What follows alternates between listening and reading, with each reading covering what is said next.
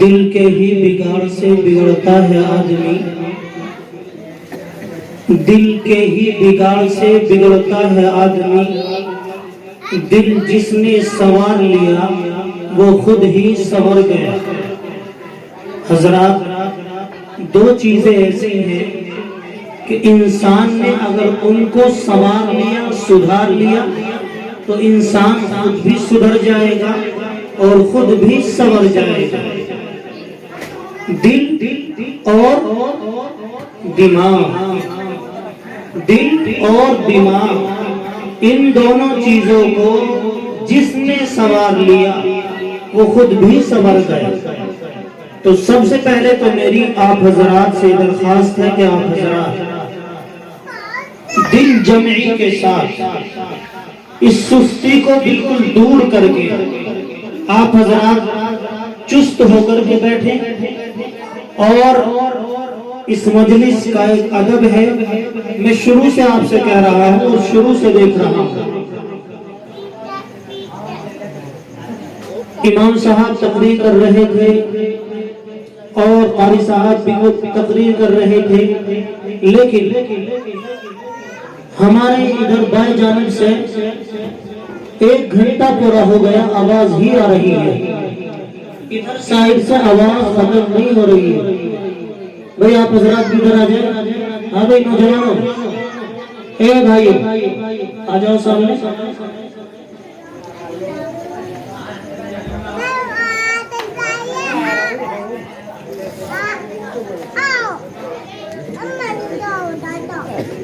نحمده ونصلي على رسوله الكريم، اما بعد فاعوذ بالله من الشيطان الرجيم، بسم الله الرحمن الرحيم، ان الله يحب التوابين، قال النبي صلى الله عليه وسلم، شعبان شہری ورمضان شہر اللہ، صدق اللہ العظیم۔ مجھے دینے والوں کی ہر قطار میں رکھنا میرے مالک، مجھے دینے والوں کی ہر قطار میں رکھنا میرے مالک، تیرے در کے سوا کہیں ہاتھ پھیلانا اچھا نہیں لگتا، تیرے در کے سوا کہیں ہاتھ پھیلانا اچھا نہیں لگتا۔ میرے بھائیوں، آپ حضرات بہت دیر سے علماء کرام کے بیانات سن رہے ہیں۔ اللہ تبارک و تعالی آپ کے اس بیٹھنے کو قبول فرمائے، اللہ تبارک و تعالی آپ کو جزائے خیر عطا فرمائے کہ آپ حضرات یہاں جو جمع ہوئے ہیں، آپ حضرات یہاں جو بیٹھے ہیں، وہ صرف اللہ اور اس کے رسول کی محبت میں بیٹھے ہیں۔ آپ حضرات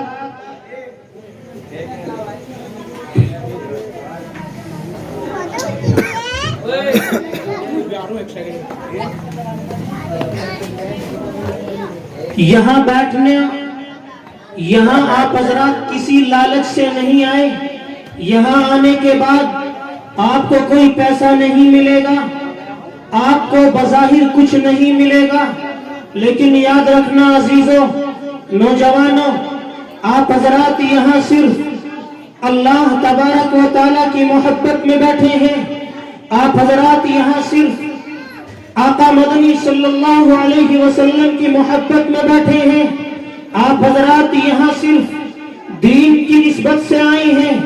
یہ ایک دینی مجلس ہے اور دینی محفل ہے۔ اللہ تبارک و تعالی آپ کو ایسا نہیں ہے کہ یہاں بیٹھنے پر کچھ اجر نہیں دیں گے۔ اللہ تبارک و تعالی یہاں بیٹھنے کی وجہ سے ہمیں بہت سارے انعامات سے نوازیں گے۔ سب سے پہلا انعام تو آج ہمارے لیے یہ ہے کہ آج کی رات یہ رات جو اللہ تبارک و تعالیٰ نے ہمیں نصیب فرمائی ہے، اس رات کو شب برات کہا جاتا ہے۔ شب فارسی زبان کا لفظ ہے، اس کے معنی ہے رات۔ شب برات شب فارسی زبان کا لفظ ہے، اس کے معنی ہے رات، اور برات کے معنی ہے آزادی۔ آزادی آج یہ شب برات ہے، یہ رات اللہ تبارک و تعالیٰ نے ہمیں عطا کی ہے، تو اس رات کو، اس موقع کو ہمیں غنیمت سمجھنا چاہیے، اور غنیمت سمجھ کر کے اپنے رب سے کہنا چاہیے، اے اللہ ہم تیرا شکر ادا کرتے ہیں، ہم تیرا شکر ادا کرتے ہیں مولا۔ نہ جانے کتنے لوگ کے پچھلے سال کہ جن کو یہ مبارک رات نصیب نہیں ہوئی ہے، اور آج اگر اللہ نے ہمیں یہ وقت، یہ رات اور یہ لمحے، یہ گھڑی اگر نصیب کی ہے، تو اللہ تبارک و تعالیٰ کا ہمیں شکر ادا کرنا چاہیے۔ نہ جانے آئندہ سال یہ رات ہمیں نصیب ہوگی یا نہ ہوگی۔ اور یاد رکھنا، جس طرح انسانوں کے لیے، مومنین کے لیے، مسلمانوں کے لیے، ہمارے لیے اس روئے زمین پر، اس دنیا میں، اس کائنات میں دو عیدیں ہوتی ہیں، ایک عید الفطر، ایک عید الاضحیٰ، جس کو ہم خوشی کے ساتھ مناتے ہیں، دھوم دھام سے مناتے ہیں۔ اسی طرح ایک اللہ کی نورانی مخلوق ہے جو نور سے پیدا ہے، جن کو ہم فرشتے کہتے ہیں۔ اللہ تبارک و تعالیٰ نے انہیں بھی دو عیدیں نصیب کی ہیں۔ ایک عید ان کے لیے شب برات کی رات ہے، اور دوسری عید ان کے لیے شب قدر کی رات ہے۔ جس طرح ہماری دو عیدیں ہوئی، کون کون سی عید ہم جانتے ہیں؟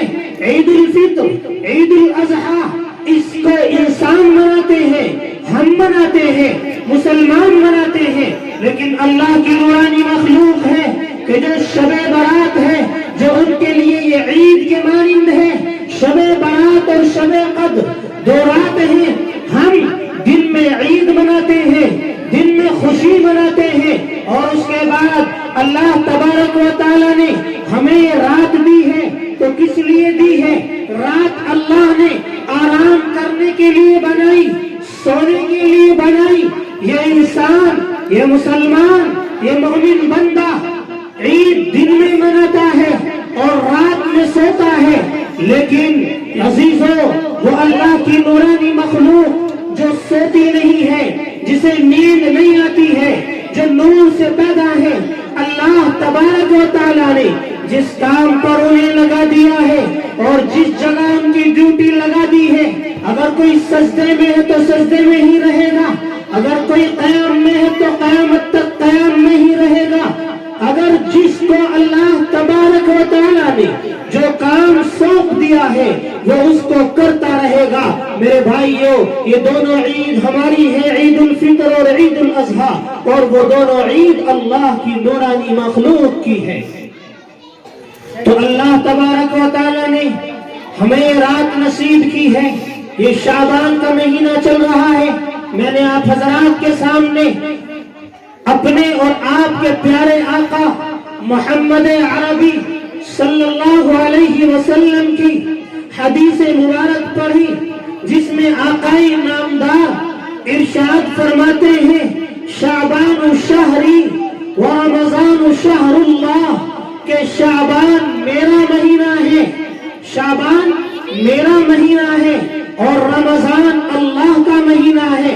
یہ شعبان چل رہا ہے، 3 تاریخ سے رمضان المبارک کا مہینہ لگ جائے گا۔ اس مہینے سے اگلا مہینہ رمضان کا مہینہ ہے۔ تو میرے بھائیوں، یہ اتنا مبارک مہینہ ہے، یہ اتنا بابرکت مہینہ ہے کہ اللہ تبارک و تعالیٰ نے ہمیں اس مہینے میں یہ شب برات کی رات دی ہے، تاکہ ہم اپنے گناہوں سے توبہ مانگ لیں، اپنے رب کے سامنے روئیں، اپنے رب کے سامنے گر گرائیں۔ یہ وہ رات ہے کہ جس رات میں ہم سب کا خالق، ہم سب सब का मालिक, हम सब का राज़िक अल्लाह तबारक व तआला बादशाहों का बादशाह आसमाने दुनिया पर आ जाता है और आकर के सदा लगाता है, आवाज लगाता है कोई मुझसे मांगने वाला कि मैं उसे दे दूं, है कोई मुझसे मग़फ़िरत तलब करने वाला कि मैं उसकी मग़फ़िरत कर दूं, है कोई मुझसे मांगने वाला कि मैं उसे खूब दे दूं, है कोई मुझसे रिज़्क़ तलब करने वाला कि मैं उसका रिज़्क़ बढ़ा दूं, है कोई मुझसे गुनाहों से तौबा मांगने वाला कि मैं उसकी तौबा को कबूल फरमा दूं। नौजवानों, बुजुर्गों, मुसलमानों, ये कौन कह रहा है? ये हम सब का मालिक कह रहा है, जो हमें खाने के लिए देता है, जो हमें पीने के लिए देता है, जो बादशाहों का बादशाह है। ये वो आका हमसे कह रहा है, वो खालिक हमसे कह रहा है, जो इस आसमान का भी मालिक है, इस सूरज का भी मालिक है, इस चांद का भी मालिक है, और ये कायनात का निजाम उसी की वजह से चल रहा है। किसी शायर ने कहा है, अहद है तू, समद है तू, निराली शान तेरी है। अहद है तू, समद है तू, निराली शान तेरी है। जहां की हर कोई चीज ताबे फरमान तेरी है। इस कायनात की हर चीज, यहां तक के हर दरख्त का पत्ता, इस मिट्टी का, इस रेत का एक एक जर्रा, जर्रा जानते हो किसे कहते हैं? जर्रा उसे कहते हैं कि जिस वक्त सूरज निकलता है और किसी रोशनदान से, किसी मोरी से धूप कमरे के अंदर दाखिल हो जाए, उसमें रेत के जर्रात दिखाई देते हैं कि इतने से रोशनदान के जर्रात को भी हम गिन नहीं सकते हैं। उसका एक जर्रा भी अल्लाह तबारक व तआला का हुक्म मानता है। पानी का एक एक कतरा, आग का एक एक शोला, हर चीज अल्लाह तबारक व तआला के ताबे है।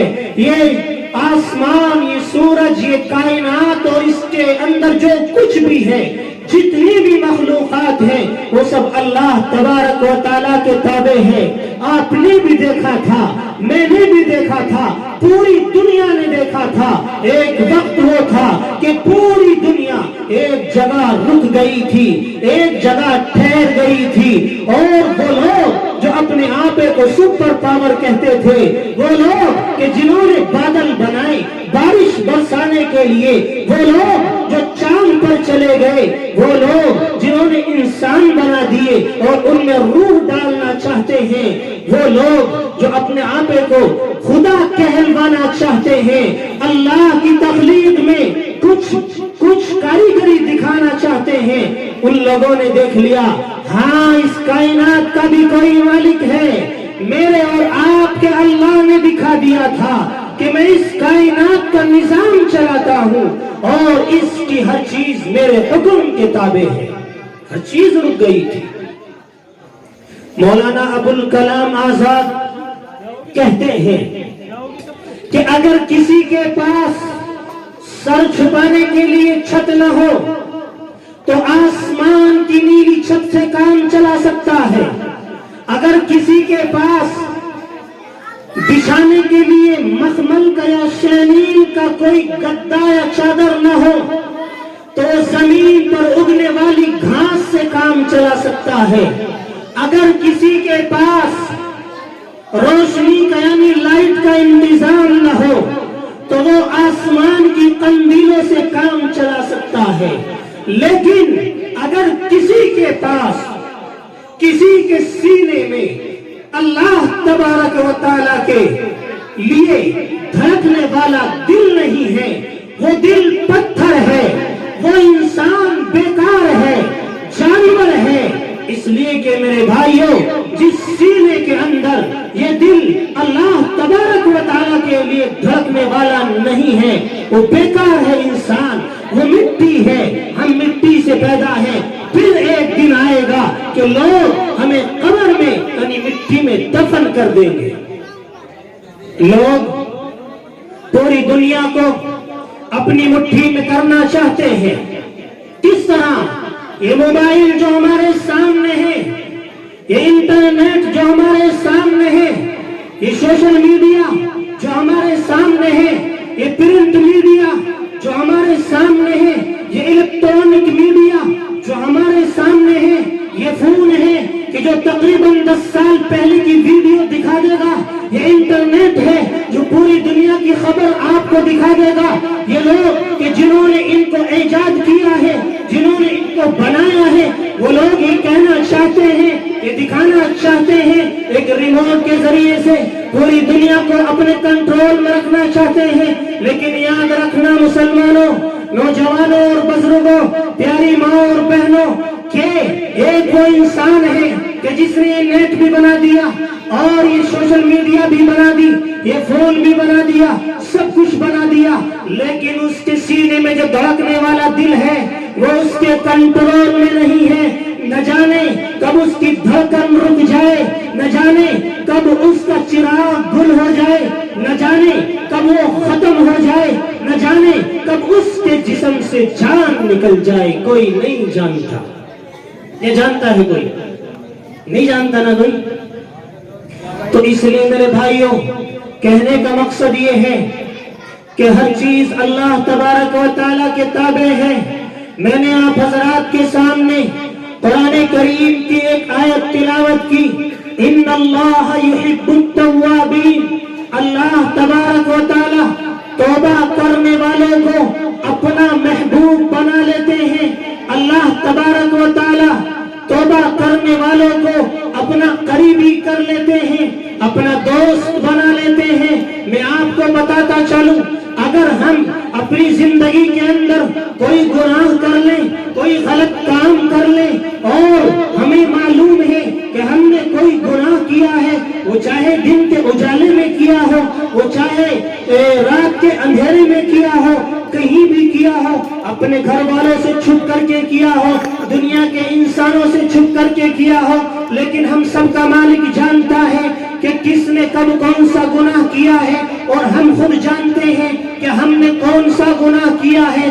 ہر آدمی جانتا ہے کہ میں کتنا بڑا گناہ گار ہوں، اور ہر آدمی جانتا ہے کہ میں کیا کرتا ہوں، اس کے علاوہ کوئی اور نہیں جانتا۔ یا تو اللہ جانتا ہے یا کرنے والا جانتا ہے۔ اب اگر میں نے کوئی گناہ کیا اور آپ نے مجھے دیکھ لیا چوری کرتے ہوئے، زنا کرتے ہوئے، کوئی اور گناہ کا کام کرتے ہوئے، اللہ کی نافرمانی کرتے ہوئے، میں نے کوئی گناہ کا کام کیا، کوئی غلط کام کیا، آپ نے مجھے دیکھ لیا، اب آپ کیا کریں گے کہ کہیں چوراہے پر جا کر کے، کسی مجلس میں جا کر کے، یا کہیں بھی کچھ دوستوں کو اکٹھا کر کے، نوجوانوں کو اکٹھا کر کے، اس دنیا کے لوگوں کو اکٹھا کر کے، اب آپ میری بات بتائیں گے، کچھ دیر کے لیے ہنسی اور مذاق کرنے کے لیے، اور اپنے آپ کو یہ کہلوانے کے لیے کہ ہاں لوگ مجھے اچھا سمجھیں گے اور اسے برا سمجھیں گے، صرف اس وجہ سے آپ میری برائی لوگوں کے سامنے بیان کریں گے۔ لیکن یاد رکھنا میرے بھائیوں، اگر میں نے کوئی گناہ کیا ہے، آپ نے دیکھ لیا، ہو سکتا ہے کہ میں نے کرنے کے بعد اپنے رب کے حضور توبہ مانگ لی ہو، اور اللہ تبارک و تعالیٰ نے میری توبہ کو قبول کر لی ہو، پھر آپ کو کس نے حق دیا ہے کہ آپ میرے عیب کو، میرے گناہ کو، میرے غلط کام کو لوگوں کے سامنے بتائیں؟ بتاؤ کس نے حق دیا ہے کسی کے عیب کو لوگوں کے سامنے بیان کرنے کا؟ آج سب سے بڑی بیماری ہے ہمارے اندر، اور جبکہ آقا مدنی صلی اللہ علیہ وسلم نے ارشاد فرمایا کہ اگر کوئی آدمی اس دنیا کے اندر کسی کے عیب کو چھپائے گا تو کل قیامت کے دن اللہ تبارک و تعالیٰ اس کے عیب کو چھپائیں گے۔ میرے بھائیوں، ایسا نہیں ہونا چاہیے۔ اگر ہم نے کسی کو غلط کام کرتے ہوئے دیکھ لیا ہے تو اس کو بیان نہیں کرنا چاہیے، چھپانا چاہیے، صبر کرنا چاہیے، اپنے آپ پر کنٹرول کرنا چاہیے، ایسا نہیں کرنا چاہیے۔ میں آپ کو ایک بات بتاؤں، اس بات پر مجھے ایک واقعہ یاد آ گیا۔ حضرت شاہ صاحب رحمت اللہ علیہ، ان کی والدہ نے ایک نائی کو بھیجا، یعنی پہلے فون نہیں تھے، پہلے زمانے میں خط چلتے تھے، تو नाई को भेज दिया कि जाओ शाह साहब से कहना कि तुम्हारी वालदा तुम्हें बुला रही है। वो जाता है शाह साहब के पास कि आपकी वालदा आपको देखना चाहती है, आपकी वालदा आपसे मुलाकात करना चाहती है। शाह साहब ने उससे कहा, अच्छा जरा चेहरा उधर को करके आंख बंद कर लीजिए अपनी। जैसे ही आंख बंद की तो शाह साहब भी और वो आदमी भी जो बुलाने के लिए गया था, दोनों वहां हैं, अपनी वालदा के पास है। शाह साहब, यानी एक मिसाल दे रहा हूं मैं, जिस तरह हम यहाँ बैठे हैं और कोई आदमी मेरठ चला जाए, किसी को बुलाने के लिए हम भेज दें, तो 1 मिनट में जो बुलाने वाला मेरठ गया है, इतनी दूर का फासला था तकरीबन गालिबन। तो शाह साहब ने कहा कि अपनी आंख मीच लो, उधर मुंह कर लो। जैसे ही उसने आंख मीची, तो जब शाह साहब ने कहा अपनी आंख खोल लो, तो वहां खड़े हैं उनकी वालदा के पास, यानी वहां खड़े हैं, यानी हापुड़ में खड़े हैं मेरठ से 1 मिनट में। अब उसके पेट में दर्द हो गया, पेट में दर्द, पेट में तकलीफ हो गई। शाह साहब ने उसको देख लिया कि थोड़ा परेशान है। कहा कि बताओ बताओ, अरे बताओ, मैं जानता हूं कि तुम तकलीफ में हो, पेट में दर्द है तुम्हारे, जब तक तुम नहीं बताओगे ये बात, तुम्हारे पेट का दर्द सही नहीं होगा। जब उसने बताया कि मैं बुलाने के लिए गया था, चेहरा इधर किया, तो हम दोनों यहाँ। तो इसी तरह हम परेशान हो जाते हैं किसी के ऐब को देख करके, किसी के गुनाह को देख करके, किसी के गलत काम को देख करके हम परेशान हो जाते हैं कि हाँ बताने में मजा आएगा, इसको जलील करने में मजा आएगा, लोग इसे गलत समझेंगे, लोग इसे नीची निगाह से देखेंगे, फिर मुझे इज्जत मिलेगी। मेरे भाइयों, ये बहुत बड़ी बीमारी है। हमें हक नहीं है कि हम किसी के बारे में कुछ कहें, किसी के गुनाह को लोगों के सामने पेश करें। मा यल्फिज़ु मिन क़ौलिन इल्ला लदैहि रक़ीबुन अतीद। हर इंसान के साथ हर वक्त 2 मुहाफिज रहते हैं, 2 गार्ड रहते हैं। अब आप बताएं, अगर हम कोई गलत काम कर लेते हैं, क्या वो गलत काम नजरअंदाज हो सकते हैं? नहीं, हरगिज़ नहीं हो सकते। एक फरिश्ता हर इंसान के साथ वो रहता है जो उसकी अच्छाइयां लिखता है, जो उसकी नमाजें लिखता है, जो उसके सदकात लिखता है, उसके नेक इबादतें लिखता है। एक फरिश्ता वो रहता है जो उसके गुनाह लिखता है, जो उसके गलत काम लिखता है। हर चीज हमारी लिखी जाती है, कोई छुपी हुई नहीं है। मेरे कहने का मकसद ये है मेरे भाइयों, हमें हक नहीं है कि हम किसी की बुराई को बयान करें। आज की रात बाबरकत रात है, आज की रात शान और शौकत वाली रात है। अल्लाह तबारक व तआला की रहमत खासा हमारी तरफ मुतवज्जह है। अल्लाह तबारक व तआला की रहमत नाजिल हो रही है इस मजलिस में भी और हर मोमिन बंदे की तरफ। और मैं आज आपके सामने वो बात बताने की कोशिश कर रहा हूँ जो सिर्फ मेरी ही जरूरत नहीं है और मुसलमानों की ही जरूरत नहीं है, बल्कि दुनिया पर रहने वाले तमाम इंसानों की जरूरत है। अल्लाह तबारक व तआला हमें एक ज़ाबिता समझा रहे हैं, अल्लाह तबारक व तआला हमें एक तरीका समझा रहे हैं कि हमें जन्नत का मसला हल करना है और हमें दुनिया का मसला हल करना है या आखिरत का मसला हल करना है। और इंशाअल्लाह हमें दोनों मसले हल करने ना, दुनिया का भी और बोलो आखिरत का भी। एक छोटी सी मिसाल, एक माचिस की तिल्ली है जो इस दुनिया की ईजाद है और ये आग छोटा सा हिस्सा है, यानी जहन्नम की आग इस दुनिया की आग से 69 दर्जे बढ़ी हुई है। अब आप मुझे बताएं कि अगर माचिस की तिल्ली लगा दी जाए, उसकी आग अगर यहाँ इस स्टेज में इस कपड़े पर लगा दी जाए, तो ये कपड़ा, ये गद्दे और इस पर बैठने वाले लोग जलकर खाकिस्तर हो जाएंगे। और किसी के गोदाम में कपड़े का हो या किसी और चीज का हो, अगर माचिस की तिल्ली लगा दी जाए तो जलाकर खाकिस्तर कर देगी। اسی طرح اگر یہ آگ ہمارے جسم میں ماچس کی تلی لگا دی جائے تو وہ آگ بھی ہمیں تباہ و برباد کر دے گی۔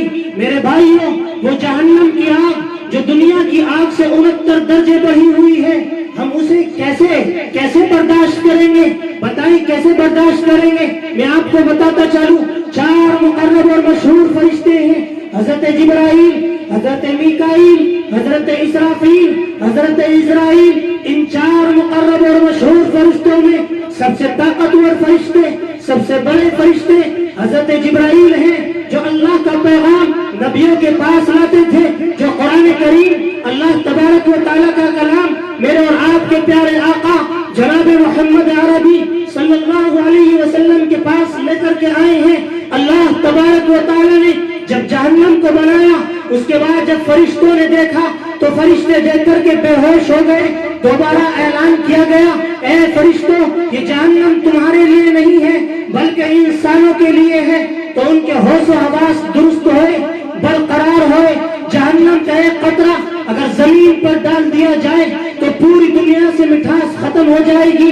اس کا ایک انگارہ اگر زمین پر ڈال دیا جائے تو پوری دنیا جل کر خاکستر ہو جائے گی۔ اس کا ایک لوٹا پانی اگر پوری دنیا کے پہاڑوں پر ڈال دیا جائے تو پوری دنیا کے پہاڑ پگھل کر سیاہ یعنی کالے پانی میں تبدیل ہو جائیں گے، اور ہم جیسے نافرمان انسان ان پتھروں کے نیچے دبے ہوئے ہوں گے۔ جبکہ جہنم خود قرآن کے الفاظ میں کہہ رہا ہے، انہا لظی نزاعۃ للشوا تدعو من ادبر وتولى وجمع فاوعى، کہ وہ کھال کو کھینچتی ہے، وہ کھال کو کھینچنے والی ہے، وہ بھڑکتی ہے، وہ بھڑکنے والی ہے۔ اس کے اندر 7 حصے، لہا 7 ابواب، اس میں 7 حصے، اس میں 7 دروازے۔ پہلا جہنم، پھر حطمہ، پھر لظی، پھر سعیر، پھر جحیم، پھر سقر، پھر ہاویہ۔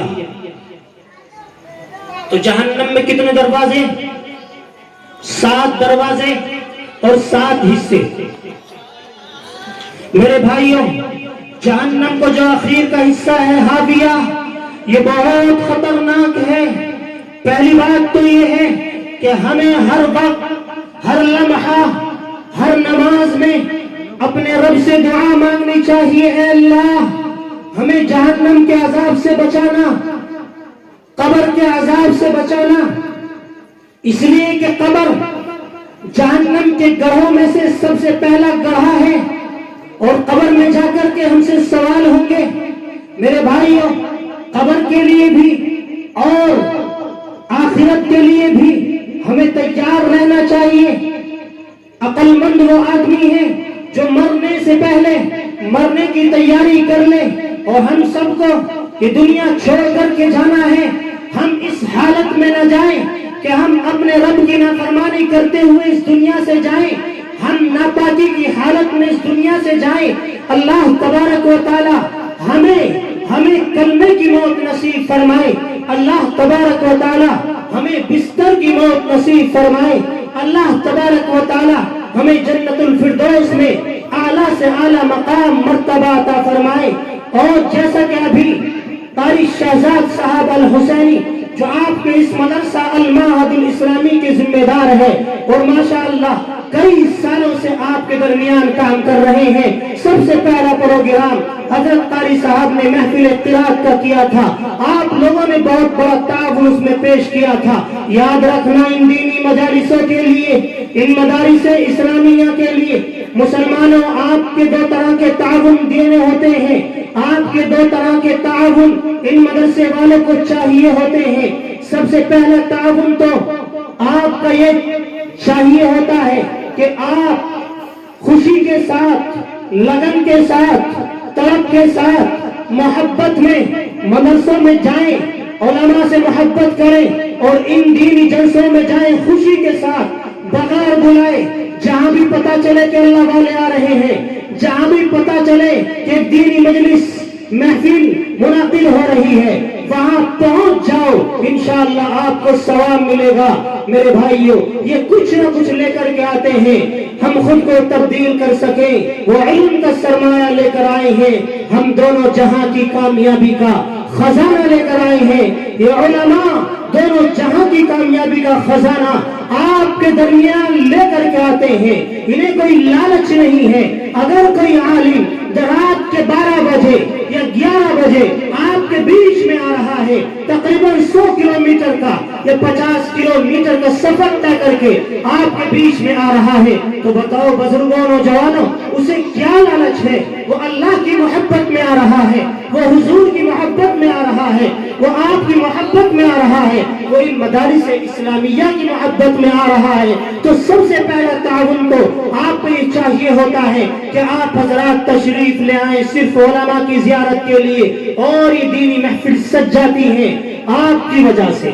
دوسرا تعاون آپ دیتے ہیں, اپنے خون اور پسینے سے کمائی ہوئی رقم آپ ان مدارس اسلامیہ کو اور مساجد کو دیتے ہیں.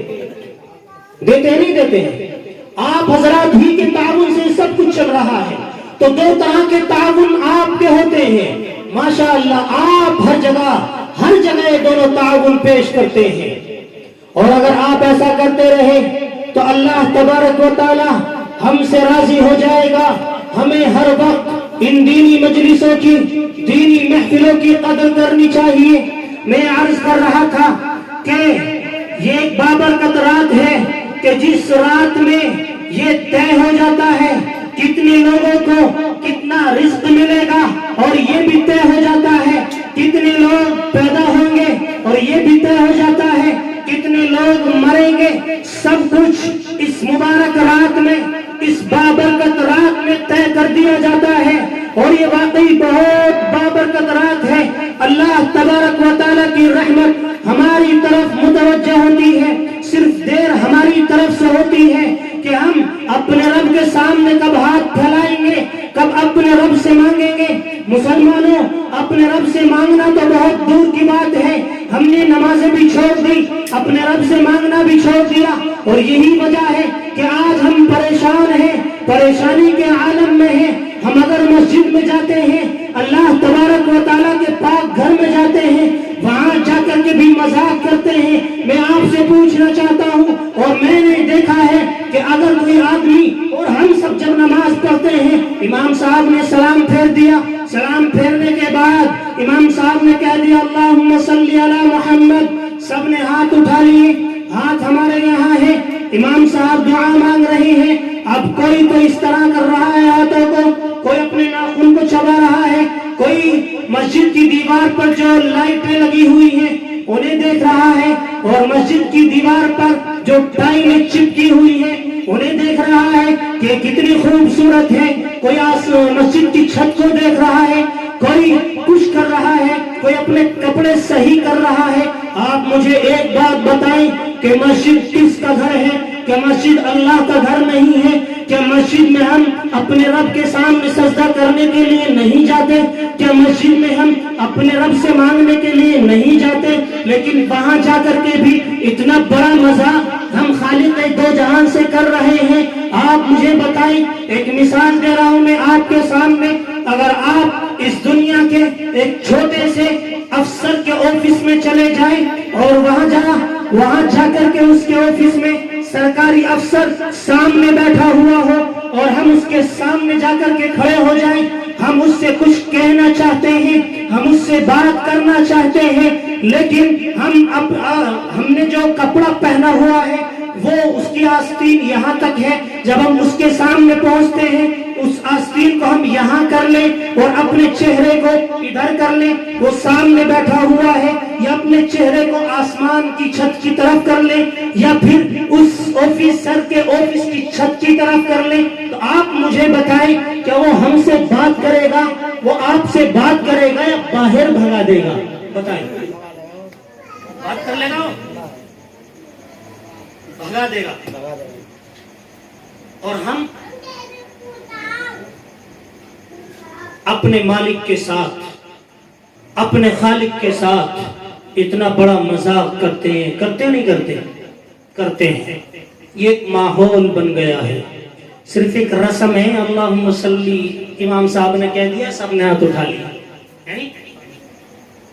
میرے بھائیوں, جیسا کہ قاری صاحب ابھی بتا رہے تھے کہ لوگ نمازوں سے دور، مساجد سے دور، اور میں آپ کو اس سے بھی بڑھ کر کے آگے بتاؤں، اگر تبلیغی جماعت کے ساتھی ہماری مسجد میں آ جائیں، پھر وہ گشت کرنے کے لیے جائیں، جب وہ ہمارے محلے میں گشت کر رہے ہوتے ہیں، اچانک کسی مسلمان سے ملاقات ہوتی ہے، کسی بزرگ سے ملاقات ہوتی ہے، کسی نوجوان سے ملاقات ہوتی ہے، اور امیر صاحب اور رہبر اس سے ملاقات کرتا ہے، رہبر متکلم سے ملا دیتا ہے، متکلم صاحب کہتے ہیں کہ آپ نے نماز پڑھ لی ہے؟ وہ کہتا ہے کہ جی ابھی تو نہیں پڑھی۔ تو متکلم صاحب کہتے ہیں کہ بھائی چلو نماز میں وقت ہے، آپ اپنی نماز ادا کر لیں، اور مسجد میں دین کی باتیں ہو رہی ہیں، دین کی باتیں سن لیں۔ تو اس نوجوان کا، اس مسلمان کا جواب پتہ کیا ہوتا ہے کہ حضرت یہ متکلم صاحب یا امیر صاحب، ابھی تو میں بھی صحیح نہیں ہوں، میرے کپڑے بھی صحیح نہیں ہیں، جب میں صحیح ہو جاؤں گا اس کے بعد مسجد میں چلا جاؤں گا۔ لعنت ہے ایسی زندگی پر کہ جو ناپاکی کی حالت میں گھوم رہا ہو، ناپاک کپڑے پہنے ہوئے، یا جنبی کی حالت میں یعنی جنابت کی حالت میں گھوم رہا ہو، ناپاکی کی حالت میں اللہ کی زمین پر گھوم رہا ہو۔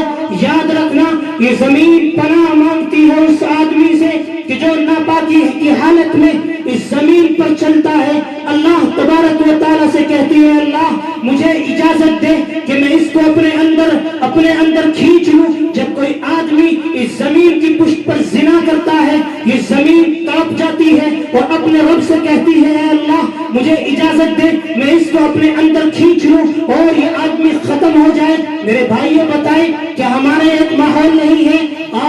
یہ کیسے ہو سکتا ہے؟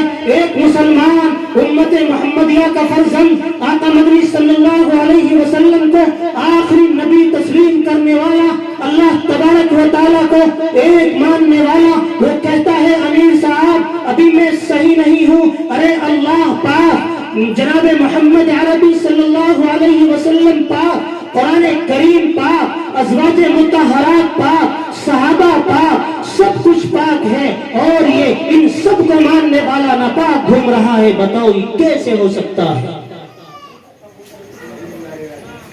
اس سے بھی بڑھ کر کے قاری صاحب کہہ رہے تھے کہ ہم نے گھروں میں بڑی بڑی LED لگا دی ہیں، قرآن کریم رکھا ہوا ہوتا ہے۔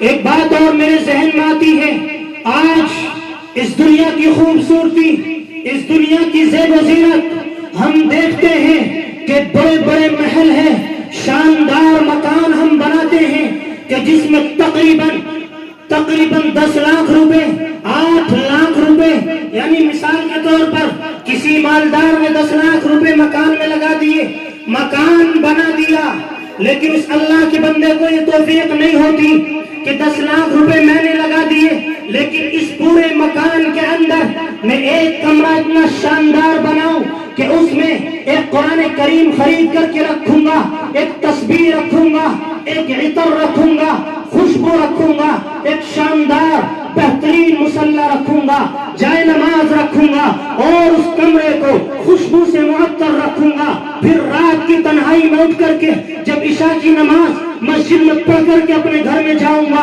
اس کے بعد رات کی تنہائی میں یعنی 1 یا 2 بجے جب پوری دنیا سو رہی ہوگی، میں اٹھوں گا، وضو کروں گا، اور اپنے اس کمرے میں جا کر کے اپنے رب کے سامنے روؤں گا، اپنے رب کے سامنے گڑگڑاؤں گا، نماز پڑھوں گا، اپنے رب کی عبادت کروں گا۔ کسی کو توفیق نہیں ہوتی ہے کہ ایک کمرے پر وہ 5,000 یا 10,000 روپے خرچ کر دے، جبکہ ایسا ہونا چاہیے۔ میرے بھائیوں، علامہ اقبال رحمت اللہ علیہ نے کہا ہے، مسجد تو بنا دی شب بھر میں ایمان کی حرارت والوں نے، مسجد تو بنا دی شب بھر میں ایمان کی حرارت والوں نے، من اپنا پرانا پاپی ہے برسوں میں نمازی بن نہ سکا۔ آج ہماری حالت وہ ہے۔ تو حالات سب نے دیکھے تھے کہ کس طرح کے تھے۔ امام صاحب ہم سے کہتے تھے کہ مسجد میں 3 آدمی پہلے ہی موجود موجود ہے، آپ چلے جائیں، جا کر کے نماز اپنے گھر میں ادا کر لیں، لیکن ہم زبردستی مسجد کا دروازہ توڑنے کے لیے تیار رہتے تھے۔ وہ وقت سب نے دیکھا تھا، لیکن اللہ الحمدللہ آج اللہ نے پھر دوبارہ ہمیں وہ موقع نصیب فرمایا ہے، اللہ نے ہمیں دوبارہ وہ موقع عطا فرمایا ہے کہ آج کوئی روک نہیں ہے، کوئی روکنے والا نہیں ہے۔ امام صاحب بھی یہ نہیں کہتے کہ تم واپس چلے جاؤ، مسجدوں کے دروازے ہمارے لیے کھلے ہیں، لیکن کوئی نہیں جاتا۔ آپ بتائیں، آج شب برات ہے، اگر نوجوان یا پورا محلہ آج جمعے میں مسجد میں تھا، یا مغرب کی نماز میں مسجد میں تھا، یا عشاء کی نماز میں مسجد میں تھا، یا فجر کی نماز بھی مسجد میں چلا جائے، پوری رات عبادت کرتا رہے، کیا آپ مجھے بتائیں صرف شب برات میں ہی عبادت کرنا فرض ہے؟ یہ شب برات ہی کے دن اسی رات میں نماز پڑھنا فرض ہے، باقی نمازیں ہمارے اوپر فرض نہیں ہے؟ فرض ہے میرے بھائیو، فرض ہے، 5 وقت نمازیں فرض ہے۔ اللہ تبارک و تعالی قرآن کریم کے اندر ارشاد فرماتے ہیں، ان الصلاۃ تنہی عن الفحشاء والمنکر، بے شک نماز برے کاموں سے روکتی ہے اور اچھے کاموں کا حکم دیتی ہے۔ لیکن ایک ہم ہیں کہ نماز بھی پڑھتے ہیں، اس کے بعد چوری بھی کرتے ہیں، سجدہ بھی کرتے ہیں، زنا بھی کرتے ہیں، رکوع بھی کرتے ہیں، قتل بھی کرتے ہیں، اور اللہ کے سامنے سب کچھ کرتے ہیں، قیام بھی کرتے ہیں، چغلی بھی کرتے ہیں۔ بتائیں، ہم نماز بھی پڑھتے ہیں لیکن ہماری نماز ہمیں برے کاموں سے نہیں روکتی، اس کی کیا وجہ ہے؟ کیا قرآن کریم سچ نہیں ہے؟ قرآن کریم سچا ہے، برحق ہے، ثابت ہے، قرآن کریم برحق ہے، اس میں کوئی جھوٹ نہیں ہے، لیکن ایک ہم ہیں کہ ہم حلال طریقے سے سجدہ کریں تو صحیح، حلال طریقے سے رکوع کریں تو صحیح۔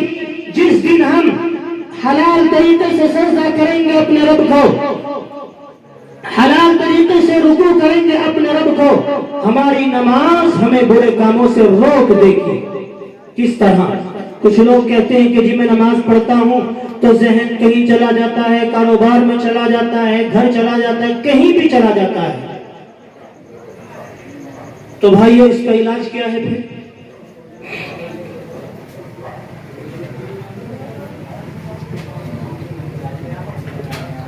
اس کا علاج صرف یہ ہے، ہم جب مسجد میں جائیں تو تکبیر اولا، یعنی یہ پہلی تکبیر اللہ اکبر، اس کے بعد جب ہم نیت باندھیں اور سب سے پہلے تکبیر جب ہم کہیں تو اپنے ہاتھوں کو دیکھیں کہ ہمارے ہاتھ کہاں تک پہنچ رہے ہیں، کانوں کیلوں تک ہمارے انگوٹھے پہنچ رہے ہیں یا نہیں، ہماری یہ ہتھیلیاں کعبے کی طرف ہے یا نہیں۔ جب ہم نیت باندھیں تو دیکھیں کہ ہماری یہ تینوں انگلیاں یہاں بیچ میں ہے یا نہیں۔ جب ہم رکوع میں جائیں تو دیکھیں ہمارے دونوں ہاتھ بالکل سیدھے ہیں یا نہیں، ہمارے دونوں ٹانگ، دونوں گھٹنے بالکل سیدھے ہیں یا نہیں۔ اور جب ہم کھڑے ہوں تو دیکھیں کہ ہمارے دونوں پیروں کے درمیان میں 4 انگل کا فاصلہ ہے یا نہیں۔ جب ہم رکوع میں جائیں تو دیکھیں کہ ہماری یہ کونیاں پہلوؤں سے الگ ہے یا نہیں۔ جب ہم نماز کے ایک ایک رکن کو دیکھیں گے کہ ہمارا یہ رکن صحیح ہے یا نہیں، تو آٹومیٹک ہمارا دھیان نماز سے کہیں اور نہیں جائے گا۔ تو نماز خشوع اور خضوع کے ساتھ پڑھنی چاہیے۔ نوجوانوں، ہم ایک گہری نیند میں سو چکے ہیں، یہ موبائل سب سے بڑا فتنہ ہے۔ عشاء کے بعد اگر موبائل میں لگ گئے تو فجر ہو جاتی ہے، 1 بج جاتا ہے، 2 بج جاتا ہے، اس کے بعد موبائل خود بخود چلتا رہتا ہے اور ہماری آنکھیں خود بخود بند ہو جاتی ہیں۔ پھر ہم اٹھتے ہیں صبح کو جب سورج نکل جاتا ہے۔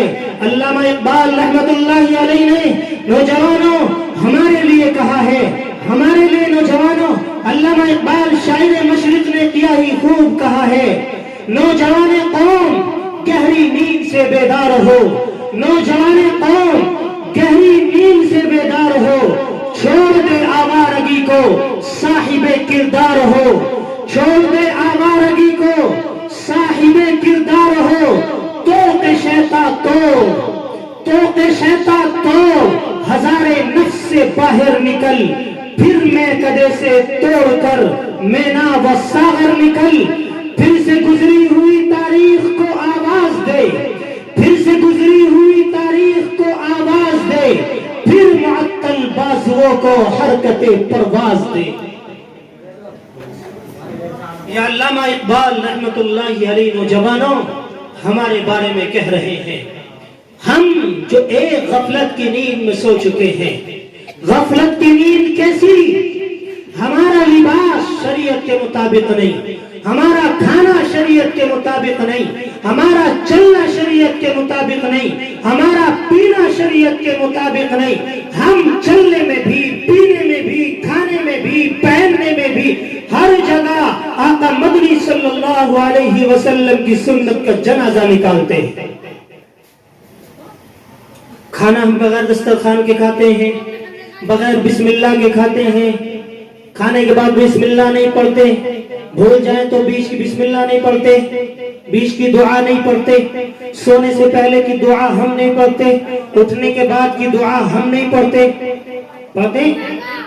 پتہ نہیں ہمیں، یاد ہی نہیں ہے ہمیں یاد ہی نہیں ہے۔ اب آپ ایک بات مجھے بتائیں، اگر آپ حضرات سب نوجوانوں اور بزرگوں آپ بھی اگر آپ قرآن پڑھنا نہیں جانتے، آپ قاعدہ پڑھنا نہیں جانتے، تو خدا نہ شرم محسوس نہ کرو، مایوس نہ ہو۔ آج الحمدللہ یہ علماء دیوبند جو ایک مدارس اسلامیہ کا جال بچھا کر کے چلے گئے، مولانا قاسم نانوتوی رحمت اللہ علیہ، شیخ الہند مولانا محمود الحسن دیوبندی، شیخ الاسلام مولانا حسین احمد مدنی، مولانا رشید احمد گنگوہی، مولانا اشرف علی تھانوی، مولانا قاسم نانوتوی اور شیخ الحدیث مولانا محمد زکریا اور مولانا رحمت اللہ کیرانوی، یہ تمام اکابرین علماء دیوبند، حاجی امداد اللہ مہاجر مکی، حافظ زامن شہید، یہ تمام اکابرین یہ مدارس اسلامیہ کا جال بچھا کر کے گئے ہیں کہ جہاں ہم قرآن کریم سیکھتے ہیں، قرآن کریم کا ترجمہ ہم سیکھتے ہیں، پڑھتے ہیں، قرآن کریم کی تفسیر ہم پڑھتے ہیں اور جانتے ہیں اور سیکھتے ہیں، اور مولانا الیاس رحمت اللہ علیہ دعوت و تبلیغ کے بانی ہیں، حضرت شیخ الہند مولانا محمود الحسن دیوبندی کے شاگرد ہیں، وہ ایک دعوت و تبلیغ کا کام شروع کر کے چلے گئے ہیں۔ بزرگوں اور نوجوانوں، آج پوری دنیا اس سے فائدہ اٹھا رہی ہے۔ یہ حفاظ، یہ علماء اور یہ بچے جو ابھی آپ کے سامنے تلاوت کر رہے تھے، تقاریر پیش کر رہے تھے، بچیاں جو بھی نعتیں پڑھ رہی تھی، مکالمے پیش کر رہی تھی، یہ سب ان مدارس کی دین ہے، ان مدارس کی دین ہے۔ آپ حضرات یہ عہد کریں، اور آج یہ بابرکت رات ہے اور آپ ایک دینی مجلس میں بیٹھے ہوئے ہیں، اللہ کی محبت میں بیٹھے ہوئے ہیں۔ نوجوانوں، آپ آج یہ عہد کریں کہ ہم انشاءاللہ قرآن کریم کو سیکھنے کی کوشش کریں گے، اردو کو سیکھنے کی کوشش کریں گے۔ میں ایک جگہ گیا تھا، جب میں نے اپنا بینک اکاؤنٹ کھلوایا تو سائن کرنے کے لیے کہہ رہا تھا کہ سائن انگلش میں کرو، میں نے اردو میں کرے، وہ کہہ رہا تھا نہیں مجھے نہیں معلوم یہ کیا لکھ رہا ہے، انگلش میں کرو۔ حالانکہ میں انگلش میں بھی کر دیتا، لیکن میں نے نہیں کیا۔ میں نے کہا اگر آپ یہ کہتے ہیں کہ اردو ہماری زبان نہیں ہے، کہ آپ یہ لکھ کر کے مجھے دے دیں کہ اردو میں سائن نہیں ہوں گے، اردو کے سائن نہیں چلیں گے، تو میں انگلش میں کر دوں گا۔ میں نے اردو میں سائن کیا بینک میں جا کر کے، لیکن ایک ہم ہے کہ عربی تو بہت دور کی بات ہے، جو ہمارا مقصد اصلی ہے قرآن کریم عربی میں ہے، اور قبر میں سوال ہم سے عربی میں ہوگا۔ جب فرشتہ آئے گا کہے گا من ربک، تیرا رب کون ہے، عربی میں سوال ہوگا۔ اور جب امام صاحب اذان پڑھنے کے لیے جاتے ہیں تو عربی میں اذان پڑھتے ہیں، نماز پڑھتے ہیں، خطبہ پڑھتے ہیں تو عربی میں پڑھتے ہیں، جنازے کی نماز پڑھتے ہیں تو عربی میں پڑھتے ہیں۔ تو ہمارے مقصد اصلی کیا ہے بتائیں؟ مقصد اصلی ہماری عربی زبان ہے یا نہیں ہے؟ قرآن کریم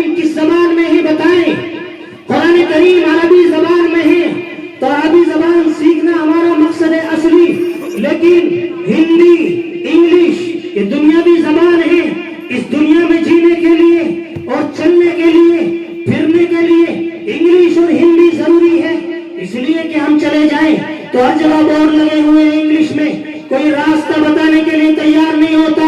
تو اس دنیا میں جینے کے لیے وہ ضروری ہے، لیکن آخرت میں جانے کے لیے اور آخرت میں کامیابی کے لیے کیا ضروری ہے بتائیں؟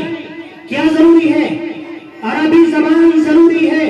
تو اس لیے میرے بھائیوں، آپ یہ عہد کریں کہ اگر ہم قرآن کریم پڑھنا نہیں جانتے ہیں تو اس مدرسے میں آئیں گے، اس محلے کے لوگ، نوجوانوں، ان قاری صاحب سے، قاری سلمان صاحب، قاری شہزاد صاحب، قاری رئیس صاحب، ان سے آپ حضرات آئیں اور کہیں کہ ہمیں کوئی وقت دے دیں، آدھا گھنٹہ یا 1 گھنٹہ، ہم قاعدہ پڑھنا چاہتے ہیں، ہم قرآن کریم سیکھنا چاہتے ہیں، ہم قرآن کریم سے محبت کرنا چاہتے ہیں، ہم اردو زبان سیکھنا چاہتے ہیں، ہم اردو میں جو یہ فضائل اعمال لکھی ہوئی ہے، مساجد میں رکھی ہوئی ہے، ہم اس کو اردو میں پڑھنا چاہتے ہیں. آپ اگر طلب کے ساتھ لگیں گے تو 1 مہینے میں، 2 مہینے میں، 3 مہینے میں آپ سیکھ جائیں گے، قاعدہ بھی پڑھ لیں گے، قرآن بھی پڑھ لیں گے، اردو بھی پڑھ لیں گے اور لکھنا بھی سیکھ لیں گے. کوئی مشکل ہے کیا؟ مشکل تو نہیں ہے نا، لیکن شرم لگتی ہے ہمیں. میرے بھائیوں، شرم محسوس نہیں کرنی چاہیے. علم دین حاصل کرنے کے لیے شرم محسوس نہیں کرنی چاہیے. ٹھیک ہے، سیکھیں گے نا؟ کوئی بھی وقت لے لو، 5 منٹ 10 منٹ دے دو علم مدارس والوں کو، انشاءاللہ یہ آپ کو ضرور سکھائیں گے. آپ ان سے آ کر کے پوچھو کہ کھانے سے پہلے کی دعا کیا ہے، کھانے میں کتنی سنتیں ہیں، پہلے ہاتھ دھوئیں، کہاں تک ہاتھ دھوئیں، دسترخوان بچھائیں تو کس طرح بچھائیں، بسم اللہ والا برکت اللہ، کھانے سے پہلے دعا بھول جائے تو پھر کیا پڑھیں، دعا بھول جائے تو جب یاد آئے تو پڑھیں بسم اللہ اولہ و آخرہ، اور بعد کی دعا پڑھیں الحمدللہ الذی اطعمنا وسقانا وجعلنا من المسلمین. یہ چھوٹی چھوٹی سی دعائیں ہیں جو آپ حضرات اگر سیکھنا چاہیں تو سیکھ لیں گے. سیکھیں گے نا؟ علم دین سیکھیں گے نہیں؟ انشاءاللہ ہاتھ اٹھائیں، سب بتائیں کون کون تیار ہے کہ ہم دعا بھی سیکھیں گے اور قرآن کریم بھی سیکھیں گے. انشاءاللہ ہم سب علم دین حاصل کریں گے. اللہ کے رسول صلی اللہ علیہ وسلم نے ارشاد فرمایا اطلبوا العلم من المہد الی اللحد، کہ علم دین حاصل کرو ماں کی گود سے لے کر کے قبر میں جانے تک. تو کوئی وقت مقرر ہے علم دین سیکھنے کا؟ نہیں ہے. قیامت تک یہ علم دین، یہ قرآن کریم رہے گا، کوئی اس کو مٹا نہیں سکتا ہے. تو یہ میں عرض کر رہا تھا کہ آج کی رات بہت ہی بابرکت رات ہے. اس رات میں ہمیں اپنے رب کی حضور، اپنی رب کی بارگاہ میں پیش ہونا چاہیے اور دعا مانگنی چاہیے. اے ربا، میں بہت بڑا گناہگار ہوں، میں نے بہت سارے گناہ کیے ہیں، اللہ تو مجھے معاف کر دے. میں اپنے ماں باپ کی نافرمانی بھی کرتا ہوں. ایک بچہ اپنی تقریر میں کہہ رہا تھا الجنت تحت اقدام الامہات. اس بچے نے یہ حدیث پڑھی تھی اپنی تقریر میں. اللہ کے رسول صلی اللہ علیہ وسلم کیا ارشاد فرماتے ہیں اس حدیث میں؟ الجنت تحت اقدام الامہات، ماں کے قدموں کے نیچے جنت ہے، ماں کے قدموں کے نیچے جنت ہے. بزرگوں، نوجوانوں، جن کی ماں زندہ ہے ان کو شکر ادا کرنا چاہیے اور ماں باپ کی خدمت کرنی چاہیے. یاد رکھنا، ماں باپ کی خدمت جانتے ہو کتنی بڑی خدمت ہے. اللہ کے رسول صلی اللہ علیہ وسلم نے ارشاد فرمایا کہ اگر کسی آدمی سے اس کے ماں باپ ناراض ہیں تو اللہ بھی اس سے ناراض ہے. اگر کسی سے اس کے ماں باپ راضی ہیں تو اللہ بھی اس سے راضی ہے. تو جو آدمی ایسا ہے کہ جو اپنے ماں باپ کی نافرمانی کرتا ہے، جو نوجوان یا بزرگ کوئی بھی یا میں بھی کیوں نہ ہوں، جو بھی ایسا اس مجلس میں آج موجود ہے جو اپنے ماں باپ کے سامنے اونچی آواز سے بولتا ہے، ماں کی خدمت نہیں کرتا، جاتا ہے رات میں یا کما کر کے آتا ہے، جاتا ہے بیوی کے کمرے میں چلا جاتا ہے، یاد رکھنا ایک وہ ماں ہے کہ جس نے 9 مہینے تمہیں اپنے پیٹ میں رکھا ہے، اس کے بعد آپ کی شادی ہو جاتی ہے. پوری رات آپ کو اپنی بیوی کے لیے دی گئی ہے، آپ اپنی بیوی کی خدمت پوری رات کر سکتے ہیں. لیکن اگر آپ کہیں سے کما کر کے آتے ہیں، کوئی چیز لے کر کے آتے ہیں، تو سب سے پہلے اپنی ماں کی زیارت کریں، اپنے ماں باپ کریں، ماں کی زیارت کریں۔ اللہ کے رسول نے ارشاد فرمایا کہ اگر کوئی آدمی حج کرنے کے لیے جائے، یعنی آج کے دور میں عمرہ کرنے کے لیے یا حج کرنے کے لیے تقریباً حج کے لیے 4 یا 5 لاکھ روپے خرچ کرنے ہوتے ہیں، 5 لاکھ روپے لگا کر کے ہم چلے گئے حج کرنے کے لیے۔ اب ہمیں معلوم نہیں ہے کہ ہمارا وہ حج قبول ہوا ہے اللہ کی بارگاہ میں یا نہیں، لیکن یاد رکھنا، ماں کی ایک بار زیارت کرنا، ماں کو محبت کی نگاہ سے دیکھنا حج مبرور کے برابر ہے، یعنی ایک مرتبہ حج کرنے کے برابر ہے۔ یعنی حج جو قبول ہو جاتا ہے اللہ کی بارگاہ میں، ماں کی زیارت اگر ہم محبت کے ساتھ کریں تو ہمارا حج قبول ہو جاتا ہے اللہ کی بارگاہ میں۔ بتائیں، گھر بیٹھے اتنی بڑی دولت نصیب ہو رہی ہے بغیر پیسہ خرچ کیے ہوئے، تو اس لیے میرے بھائیوں ماں باپ کی خدمت کرے۔ اگر ماں زندہ ہے، ماں وہ ہے موت کی آغوش میں جا کر کے سو جاتی ہے، ماں موت کی آغوش میں جا کر کے سو جاتی ہے، ماں تب کہیں جا کر کے سکون پاتی ہے، ماں تب کہیں جا کر کے سکون پاتی ہے ماں۔ مطلب کیا ہے؟ ایک ماں اپنے بچے سے کتنی محبت کرتی ہے۔ بچہ اگر بیمار ہو جائے تو پریشان ہو جاتی ہے، ہوتی ہے نہیں؟ ماں کی ممتا رونے لگتی ہے تو اپنے لگتا ہے ماں کا دل اپنے بچے کے لیے، پریشان رہتی ہے پوری زندگی جب تک اس کی جان میں جان ہے اپنی اولاد کے لیے۔ سکون قبر میں جا کر کے ملتا ہے، سکون قبر میں جا کر کے ملتا ہے۔ تو اس لیے نوجوانوں، اگر ماں زندہ ہے تو ماں کی خدمت کرو، ماں باپ کو راضی کرو۔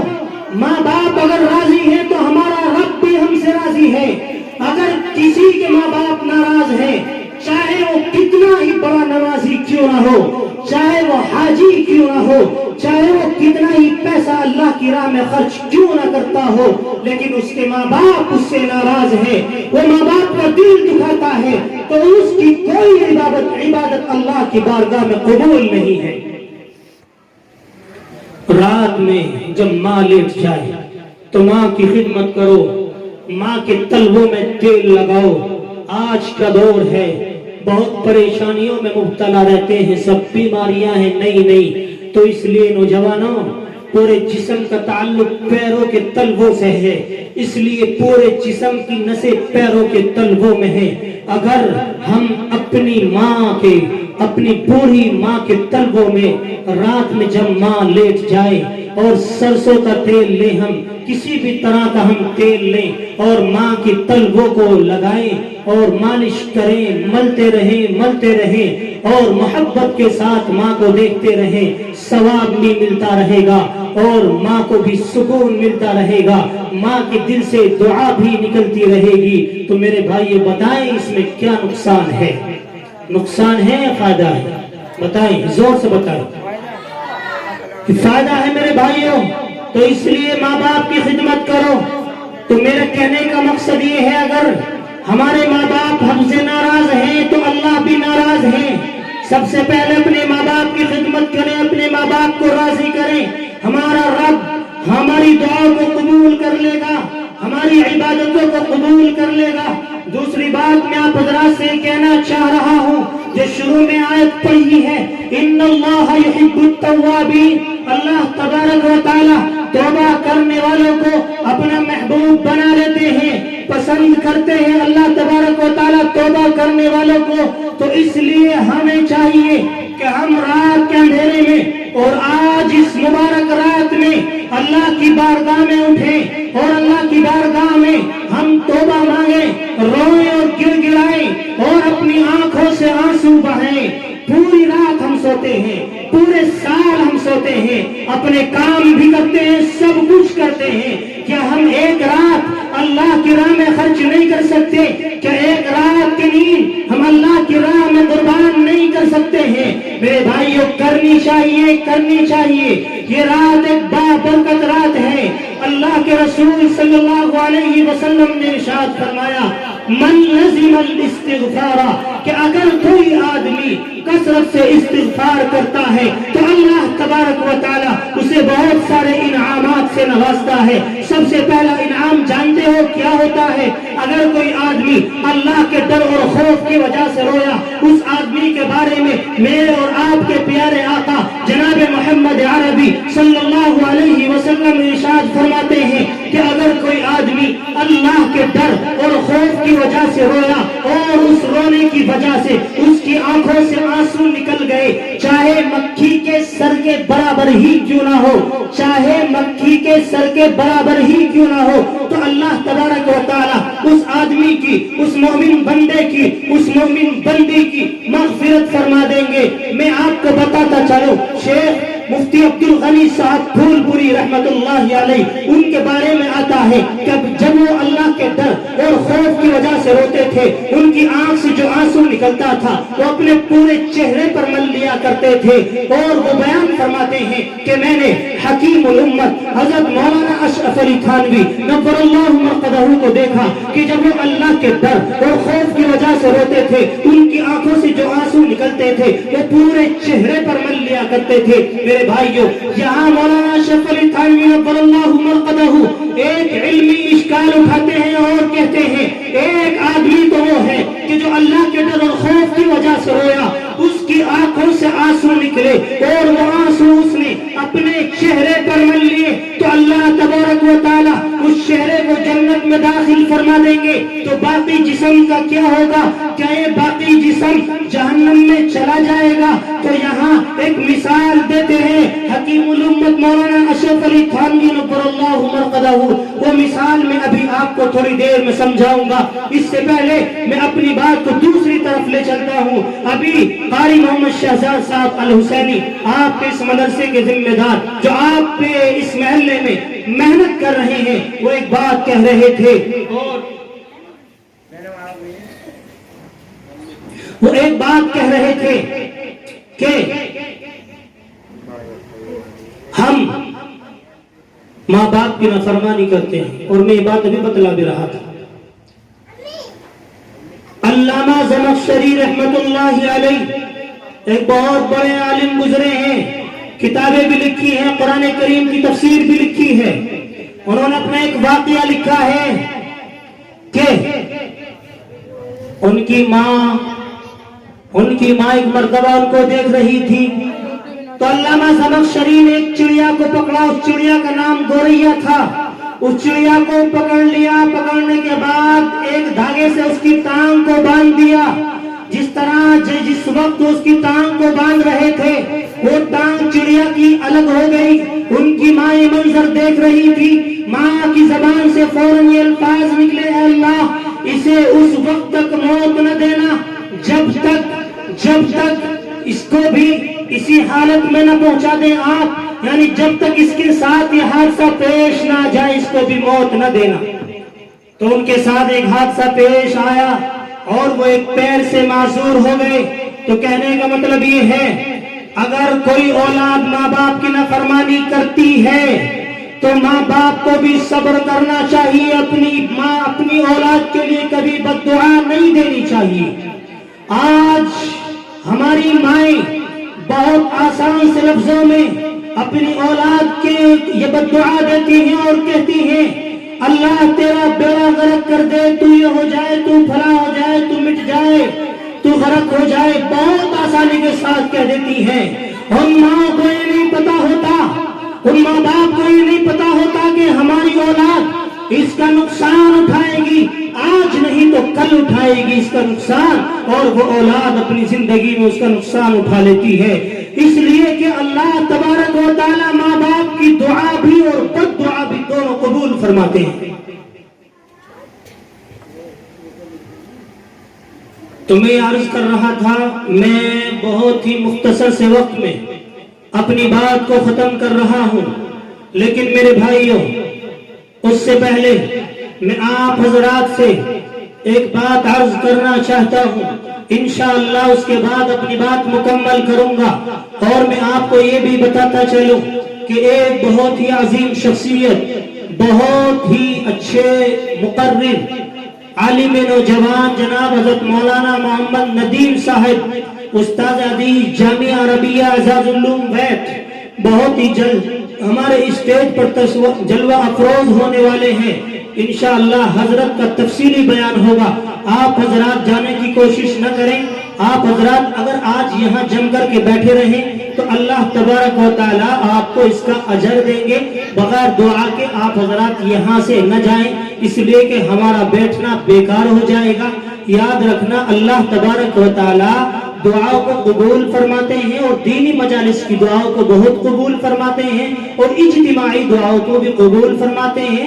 اگر کوئی آدمی 1 یا 2 گھنٹے بیٹھا رہا اور آخر وقت میں شیطان یہ کہنے لگا کہ چلو بہت دیر سے بیٹھا ہوا ہے جا کر کے سوؤں گا، تو پھر وہ شیطان اس کو ورغلا رہا ہے اور اس کو دعا سے محروم کر رہا ہے. تو میں عرض کر رہا تھا کہ حکیم الامت مولانا اشرف علی تھانوی نور اللہ مرقدہ اس کو یہ کہتے ہیں اور یہ مثال دے کر کے سمجھاتے ہیں علمی اشکال اٹھا کر کے کہ اگر کوئی آدمی اللہ کے ڈر اور خوف کی وجہ سے رویا تو اس کا چہرہ تو جنت میں چلا جائے گا کہ باقی جسم جہنم میں جائے گا. تو ایک مثال دیتے ہیں کہ کسی وقت میں ایک ریاست کا ایک راجا تھا، اس کے باپ کا انتقال ہو جاتا ہے تو اس کے چچا وغیرہ تھے اس کے عہدے کو چھیننا چاہتے ہیں. اس کے وزیروں نے کہا کہ چلو ہم تمہیں بادشاہ عالمگیر کے پاس دہلی لے چلتے ہیں. بادشاہ عالمگیر کے پاس اس لڑکے کو راستے میں لے جا رہے ہیں. وزیر کہتے ہیں کہ اگر میں بادشاہ تم سے سوال کرے تمہیں جواب دینا ہے. وہ اس کو سمجھاتے رہے. اس لڑکے نے کہا کہ اگر بادشاہ نے مجھ سے کوئی اور سوال کر لیا جو تم نے مجھ سے بات نہیں بتائی ہے تو میں کیا جواب دوں گا. تو وزیر ہنسنے لگے اور کہنے لگے کہ یہ لڑکا بہت چالاک ہے، خود جواب دے لے گا. جیسے ہی بادشاہ عالمگیر کے پاس پہنچتے ہیں دہلی قلعے میں تو بادشاہ عالمگیر ایک تالاب پر ایک حوض پر نہا رہے تھے. اب یہ بچہ پہنچتا ہے، جا کر کے اپنی بات رکھتا ہے. بادشاہ عالمگیر اس بچے کے دونوں ہاتھوں کو پکڑتے ہیں اور کہتے ہیں کہ میں تجھے اس تالاب میں ڈبو دوں. تو یہ زور سے قہقہا مار کر اور زور سے ہنسنے لگا. بادشاہ نے کہا کتنا بیوقوف آدمی ہے، میں اسے مارنے کے لیے اور موت کے منہ میں دھکیل رہا ہوں، یہ ہنس رہا ہے. کیا ایسے آدمی کو ریاست مل سکتی ہے، عہدہ مل سکتا ہے، حکومت مل سکتی ہے؟ اس بچے نے کہا کہ بادشاہ سلامت، میں کیوں ہنس رہا ہوں پہلے مجھ سے معلوم کر لیں، اس کے بعد آپ کا جو فیصلہ ہو آپ کر لینا. اس لڑکے سے بادشاہ نے کہا کہ بتائیں کیوں ہنس رہے ہو؟ اس لڑکے نے کہا کہ میں اس لیے ہنس رہا ہوں کہ میں جانتا ہوں میرے دونوں ہاتھ ہندوستان کے اور اس ملک کے بہت مضبوط اور بڑے بادشاہ کے ہاتھ میں ہیں اور میں جانتا ہوں یہ بادشاہ مجھے نہیں مارے گا، مجھے نہیں ڈبوئے گا. تو حکیم الامت مولانا اشرف علی تھانوی نور اللہ مرقدہ اس مثال کو دے کر کے سمجھانا چاہتے ہیں کہ ایک غیر کے بچے کو اور دنیاوی بادشاہ پر اتنا پکا اور پختہ یقین ہے تو پھر ہمیں اللہ کی ذات رحیمی اور ذات کریم پر کیوں یقین نہیں ہونا چاہیے؟ یقین ہونا چاہیے کہ سب کچھ کرنے والی ذات اللہ کی ہے، اللہ کی ہے. شیخ الحدیث مولانا محمد زکریا آخر وقت میں یا کریم کہا کرتے تھے. تو ہمیں بھی ہر وقت اللہ کا شکر ادا کرنا چاہیے. عزیزان محترم، آپ حضرات یہاں تشریف فرما ہیں اور آپ حضرات نے بہت دل جمعی کے ساتھ یہ پروگرام سنا ہے اور سن رہے ہیں. اور آپ سے میری پھر درخواست ہے، آپ حضرات دعا سے پہلے نہ جائیں یہاں سے، لیکن میری آپ سے ایک چھوٹی سی اپیل ہے. آج یہ دینی مجلس منعقد ہوئی ہے اور یہ آپ کا مدرسہ ہے کہ جہاں یہ بچے تعلیم حاصل کر رہے ہیں. تقریباً 10 یا 15 بچے حفظ کر رہے ہیں اور کسی کے 8 پارے ہو گئے ہیں، کسی کے 6 پارے ہیں اور کسی کے 10 یا 15 پارے ہو گئے ہیں. یہ بچے اللہ تبارک و تعالیٰ کا پاک کلام حاصل کر رہے ہیں، قرآن کریم کی تعلیمات حاصل کر رہے ہیں. وہ تعلیمات جس کو دنیا مٹانا چاہتی ہے، لیکن آپ حضرات اپنے خون اور پسینے سے کمائی ہوئی رقم سے اس تعلیم کو حاصل کرانا چاہتے ہیں. آپ حضرات بہت خوش نصیب ہیں کہ آپ حضرات پورے سال کماتے ہیں اور روزانہ اپنے خون اور پسینے سے کمائی ہوئی رقم کو ان مدارس اسلامیہ کو دیتے ہیں، مساجد کو دیتے ہیں، اللہ کی راہ میں خرچ کرتے ہیں. اور آپ حضرات ان حفاظ کرام کی پڑھائی میں آپ اپنا پیسہ اپنی رقم خرچ کرتے ہیں. واقعی آپ حضرات بہت ہی خوش نصیب ہیں. ابھی کچھ دیر پہلے یہاں 2-3 حضرات نے کچھ تعاون کیا ہے اپنے اس مدرسے کا 500 روپے سے. لیکن میرے بھائیوں، آپ حضرات سے میری درخواست ہے جن لوگوں نے ابھی تک حصہ لیا ہے وہ بھائی محمد ظفر 500 روپے، شمشاد بھائی 500 روپے، نعیم بھائی 500 روپے، یہ آپ کی ایک فہرست ہے، انہوں نے پہل کی ہے۔ آپ حضرات اس مجمع میں یہ بتائیں کہ جو اللہ تبارک و تعالیٰ کی محبت میں، قرآن کریم کی محبت میں کیا کوئی آدمی ایسا ہے؟ میں آپ حضرات سے صرف ایک چھوٹی سی درخواست کروں گا، کوئی لمبی چوڑی نہیں، اس لیے کہ حالات ہمیں معلوم ہیں، لوگوں کے کاروبار کیسے ہیں، اور آگے رمضان مبارک کا مہینہ بھی آ رہا ہے۔ میری نوجوانوں، بزرگوں، آپ سے صرف 4 آدمی ایسے چاہیے اس مجمع میں سے کہ اللہ تبارک و تعالیٰ کی جو کتابیں ہیں وہ 4 کتابیں ہیں،